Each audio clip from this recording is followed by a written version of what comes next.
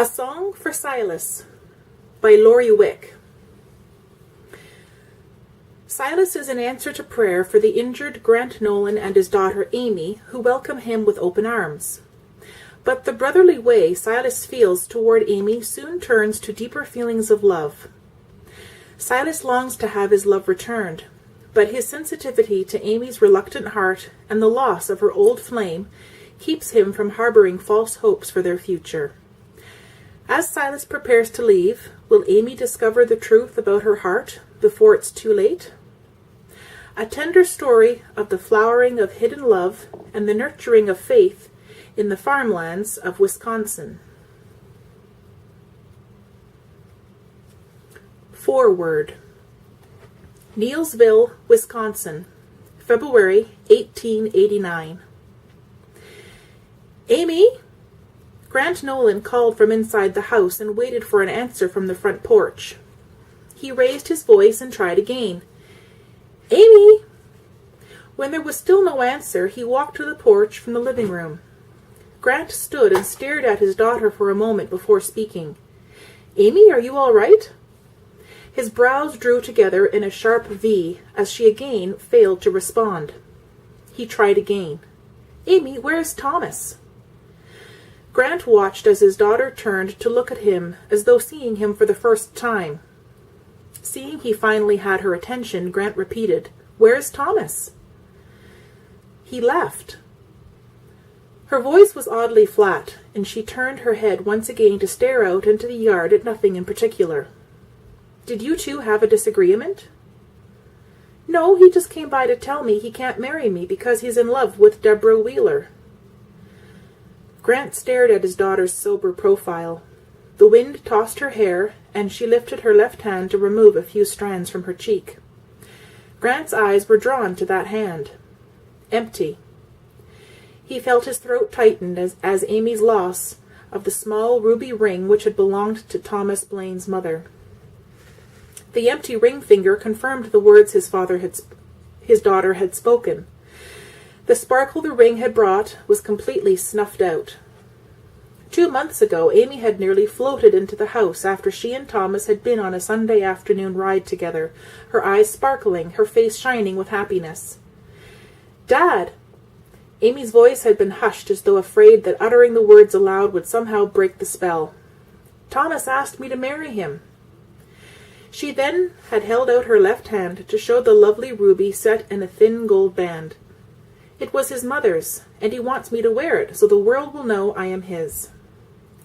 Staring at his daughter with a mixture of emotions, Grant had risen to take her in his arms. Pain had mingled with overwhelming joy as he realized that his daughter had grown up and found a Christian man to spend her life with. His sorrow was over the fact that her mother wasn't there to see and share this special moment. As though able to read her father's thoughts, Amy raised her eyes to meet the loving ones above her. I feel like Mother can see us, and we have her blessing. Grant could only nod, his heart overflowing with joy for his daughter. But now that peace had been shattered in a moment's time. Grant struggled to control his feelings of anger at the thought that anyone would reject his daughter. She had suffered more than enough pain and loss in her young life. He knew some adults who would not have stood as strong as she had. But Amy was special, gifted and loving, taking each blow in stride as she placed her small hand in the all-encompassing grasp of Jesus Christ as he had led the way through the dark tunnels of pain. Emerging from each trial, more refined, Amy grew stronger and lovelier with each passing year.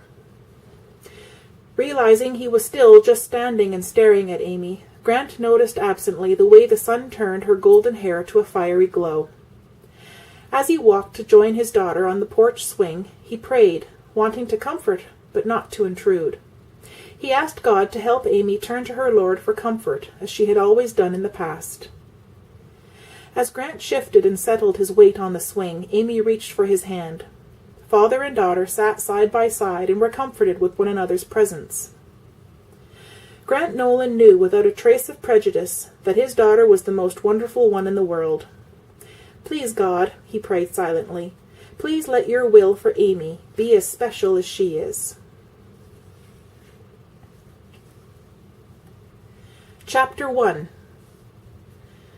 Baxter, Wisconsin, April 1889. Luke Cameron rolled onto his side to better see the little person in bed with him. His son, 6 months old, Joshua Luke Cameron.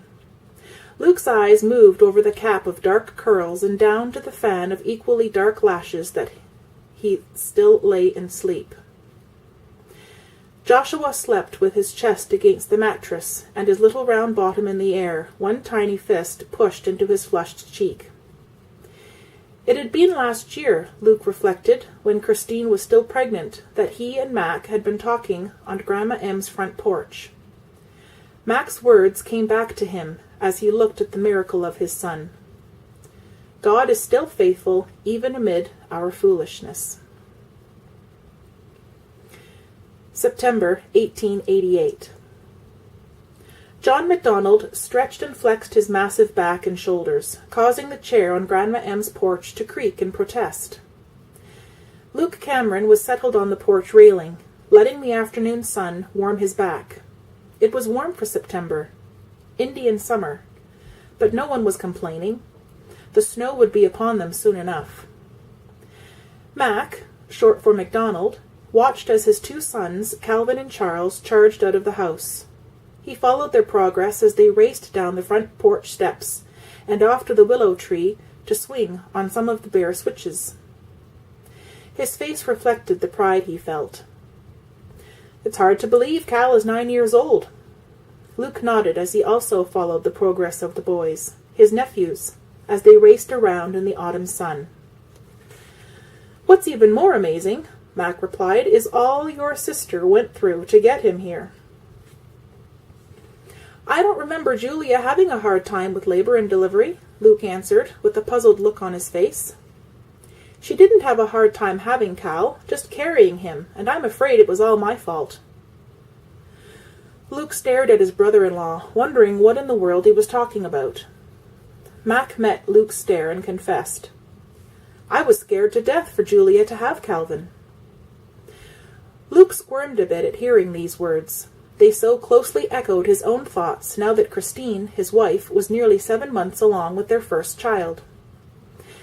Mac, seeming not to notice Luke's discomfort, went on. "Julia was over 6 months along before I realized she knew I was scared." Mac shook his head at the remembrance. "Everything was fine with Julia and the baby, and she knew it. But to give me peace of mind, she worked twice as hard as she needed, carefully not showing me her exhaustion and never complaining about the way her body ached. But I didn't see any of it. The worst part was, I stopped touching her. I was afraid that if I even hugged her, I'd hurt the baby. Julia was over 2/3 of the way into her pregnancy, and I'd never even felt the baby move. I can't believe how much I missed. She was working like a horse, and I was treating her as though she were made of glass." She told me later she had never been so hurt, thinking I was repulsed by her pregnant shape. Mac again shook his head at his own stupidity. Sometimes God allows us to go through some painful times, but we learn from it, and the rest of Julia's pregnancy was wonderful. God is still faithful, even amid our foolishness. Later that night, Luke knew he had to confront his wife. The lamp was blown out, and Luke lay in the darkness, gathering courage to speak, knowing if he waited too long, Christine would fall asleep. Wordlessly, he moved and took her into his arms. Christine was so surprised by this action that after a few minutes she uttered not a sound, but lay in tense silence. When was the last time Luke had held her like this? How many times had she begged God, "Please, Lord, let Luke's affection for me return after the baby is born"? But his touching her so suddenly like this was not a comfort. Her back began to ache with the tense way she held herself, waiting for whatever bad news he must have to tell her. When she could no longer stand it, she asked in a shaky voice, "Luke, is something wrong?" Luke knew this was his chance. She was waiting and ready. All he had to do was explain to her about his fear and how much he loved and wanted to take care of her. But Luke decided foolishly not to burden her with all his fears. "No, Christine, everything is fine." The next week was torture for both husband and wife. Luke, having decided to show Christine how he felt, only managed to confuse her by the change in his behavior. By Sunday of the next week, Christine's confusion had turned to anger, and after serving breakfast, she had quietly informed her husband she would not be going to church that day. Christine was in the bedroom when she heard the horses move away, pulling the wagon, so she was very surprised to hear someone walking down the hall. Luke stopped just inside the doorway and found his wife in the rocker by the stove. Her eyes met his for just an instant before returning to the mending in her lap. "I thought you went to church with Si." "You're angry." It was a statement and not a question. "What makes you think that?" Christine asked, as she viciously jabbed the needle into the shirt in her hands. "Christine, we've got to talk." Something in her husband's tone made Christine look up. Their eyes met, and she knew he was as miserable as she. What followed were hours of soul-bearing. Fear, pride, anger, hurt. They were all confessed to each other and then to God. The fear Luke had felt about losing Christine in childbirth, and the rejection Christine felt because of that fear, turned to love and new commitment. Later, as Luke's hands lay on Christine's stomach, feeling their child move within, Mac's words came back. God is still faithful, even amidst our foolishness. The sound of booted feet coming down the hall brought Luke back to the present. He rolled to his back and watched his wife enter the room.